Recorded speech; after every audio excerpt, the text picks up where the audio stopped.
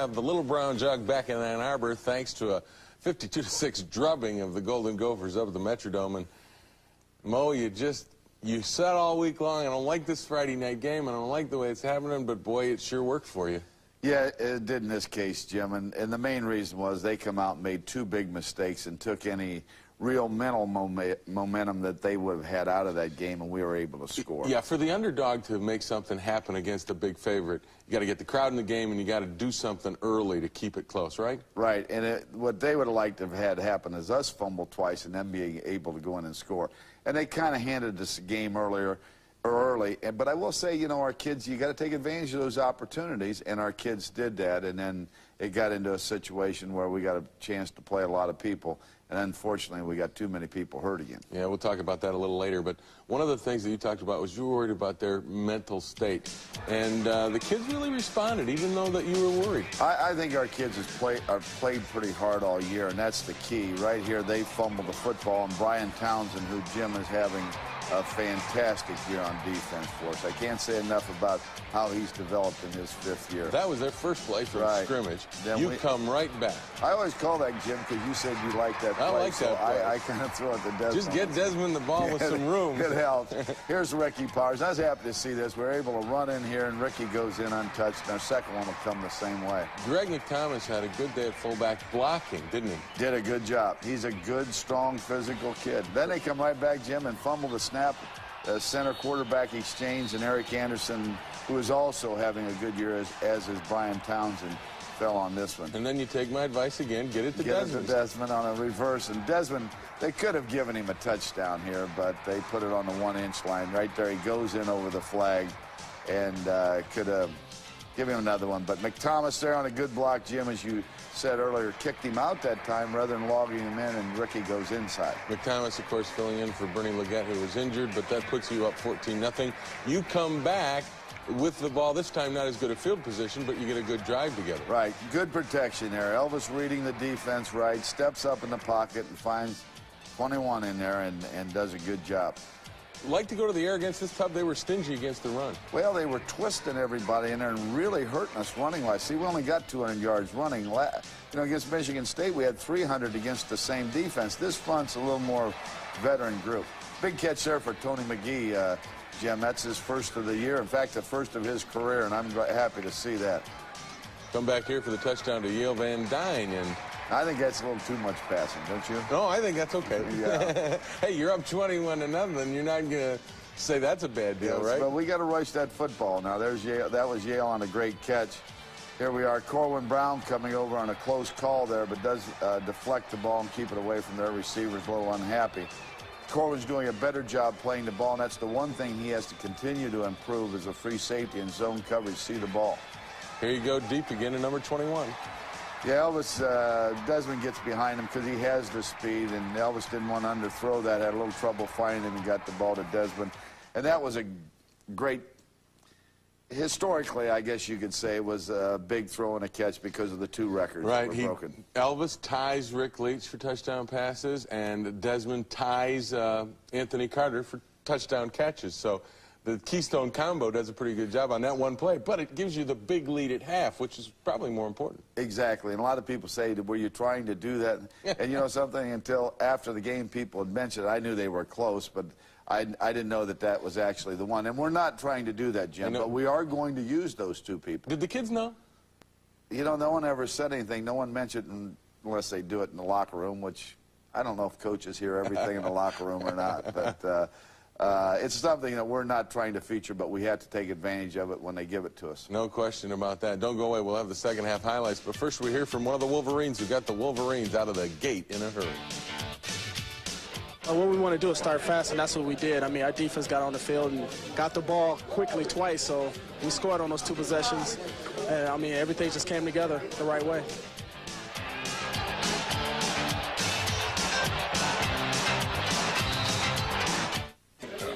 Usually the seniors come out, but we had a couple problems inside, especially Elliott, Nulia, and Doherty went down. So I just did what any good Michigan man would do and play when my team needed me.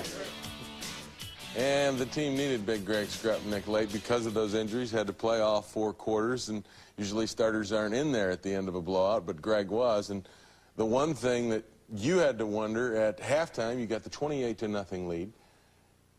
Those are the games that the previous coach that coached here used to hate the second half because it just seemed to get sloppy. It does get sloppy because you use different people, which you're happy about, though, and yet their concentration isn't quite there. You know, you like those tough games sometimes because it keeps your concentration, and I think we got a little sloppy, particularly after we added the injuries. Here's a big surprise from you. Earlier, your first possession, you fake a punt.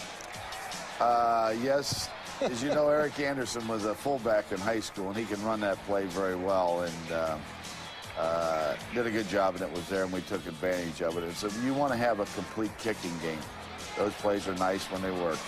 Well, that one worked. It kept possession. You had the ball to open the third quarter of the lead 28-0, and to put an exclamation point, you started down there, but then the kicking game failed you. Right, we missed a field goal here, and we hit it later, but we got to get a little bit better at that. And I think JD's going to start getting that confidence back, and we're going to need that going down the stretch. Defense got some pressure on. Right, here's Brian Townsend putting the pressure on, and Buster Stanley coming up with a big sack. Buster Stanley, the last 2 weeks, has had some key negative yardage plays. Get the ball back, go right to the air again, and Minnesota played a loose zone. We dropped the ball off to Jesse. He makes a good cut there, and makes valuable yardage for a big first down.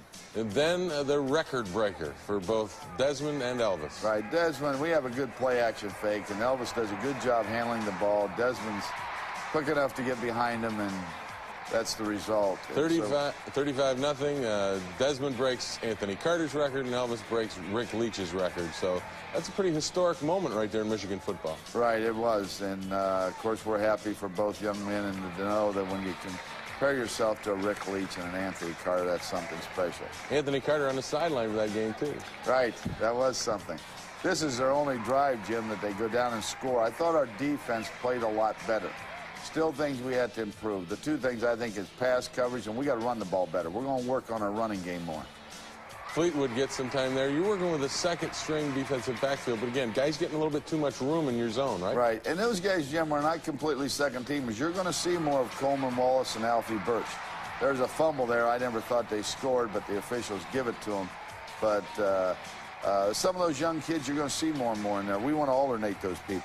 35-6 at that point. You come in with a new quarterback. This is Todd Collins going to work. Todd Collins does a good job here. He dumps one off to Tyrone Wheatley in the flat. I thought, other than one big fumble and this fumble, although you can see him hustle for it and get it before it goes out of bounds, Tyrone got a little more confidence, but he cannot drop that ball. Here he is on a sweep on 3rd and 1. He got a lot of work, too, in this fourth quarter. He got more carries than any of you Right. guys. The problem we had there is we have 3 tailbacks, and in a game like that, you're trying to save your others a little bit, but you don't want to get anyone hurt. But at the same time, you want the veterans to be able to play and get some practice. There was Levicius Johnson, a young receiver for us, or a new receiver for us, making a good catch from Todd Collins, and then J.D. adding the field goal. That makes it 38-6 at this point, and you're really emptying the bench line. You got a look at a lot of kids, didn't you? Right. Here's Pat Maloney. That's good zone coverage there. They overthrow the ball, and then you have a defender in the play.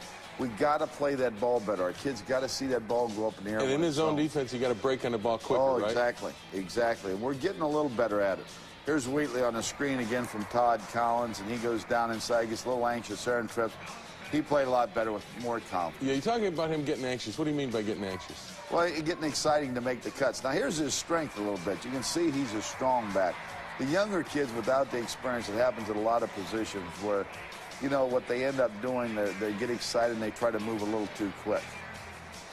Here they come back with Minnesota late in the game, and your defense continues to play well. Shante Peoples, a first-year player for us, playing strong safety. Good athlete, just needs some experience intercepting the ball. That was a big one. Ken Solomon, your quarterback now, hands off to Wheatley. Right, we used 3 quarterbacks in there, and Tyrone took us down. And you talked to Greg Strepnick there. We watched him. He's still in the game. In fact, we're running behind him right there, not on purpose, and Wheatley goes in and scores. But Greg had to come in and fill in the whole day, and that says a lot for him because you're an upperclassman. And I said, Greg, you're going to have to go. We just have so many people banged up. And that's an example for some of the younger kids that are out there watching Greg Skrepna, this All-American, say, got to do what the team needs me to do. I'm in the game fourth quarter when it's out of reach. That translates down the line, doesn't it? Oh, exactly. And the one thing I'll say for Greg, Jim, it's a little unfortunate in a way. He's playing well. His teammates know he's playing well, but he's being overshadowed a little bit about all the publicity that Desmond gets and Elvis. And you know every time the line blocks well, because you were one of those great blockers. Yeah, thank you. But that they do block well, it always goes to the back, all the publicity. But that's a good offensive line, and Greg is being a good leader. And I'll say one thing for him. He's really, really putting the effort out. 52-6, the final. You beat Minnesota. The big problem coming out of the game, the injuries to the offensive line. Do you have any idea at this point, a couple days after the game, where they are in the injury? Well, you got to look at Mark Mealy, who comes in and fills in for Everett. Everett, I don't know if we can get back, and Mark's ankle is sore, believe me.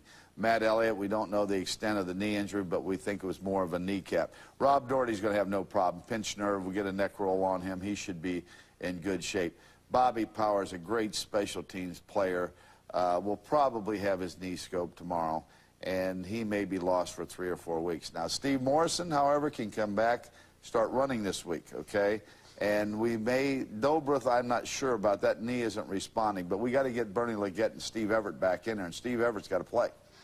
Whew, that's a good injury report. Best I've ever heard. Hopefully all those things will happen. Don't go away. We'll be back, and we'll look at the Big Ten race at the halfway point. But first, we hear from Michigan's Keystone Combination. Yeah, I'd rather have it that way than than put the pressure on me. You know, I just want to go out there and perform as best as I can, lead this team. You know, that's my goal for the year, and get back to the Rose Bowl. And, you know, it's great, Desmond being in the Heisman race and everything. You know, good high school teammate of mine, and we just want to keep things going good. The record, you know, is definitely a heck of an accomplishment. But I really can't, you know, sit back and enjoy it because I don't have time to. We have Purdue next week. We have to get ready for Northwestern. Then we play Illinois on the road. Then we come back and play a tough Ohio State team. So we don't have time to enjoy it just yet. But once we get down to Pasadena and win the Rose Bowl, then we'll be able to enjoy everything that we did during the season.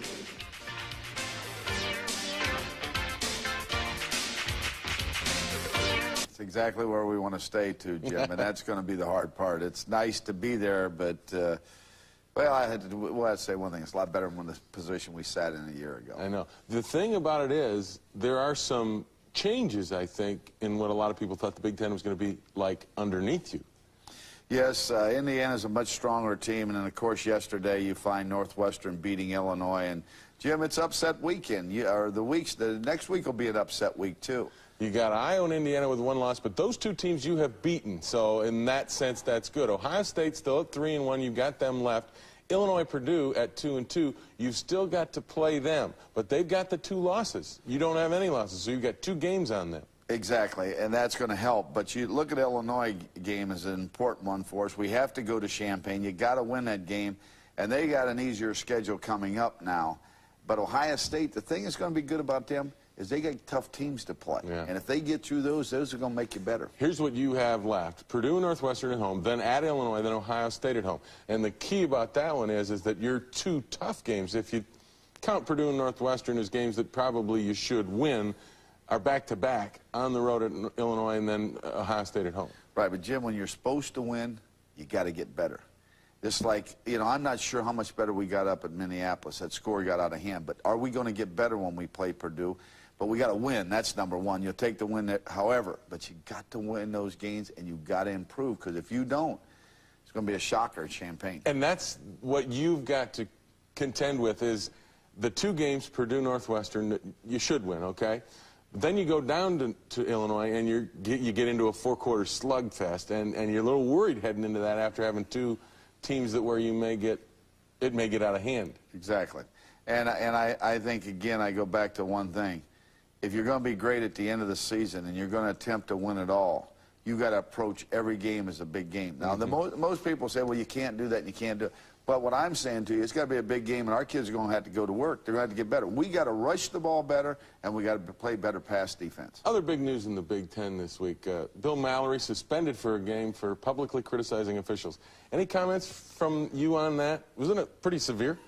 Well, I think that's a severe penalty. I expressed my feelings about that at the Big Ten meetings this summer. I don't think it's fair in football when a coach can be suspended for 1 game out of 11. A baseball coach maybe 1 out of 60.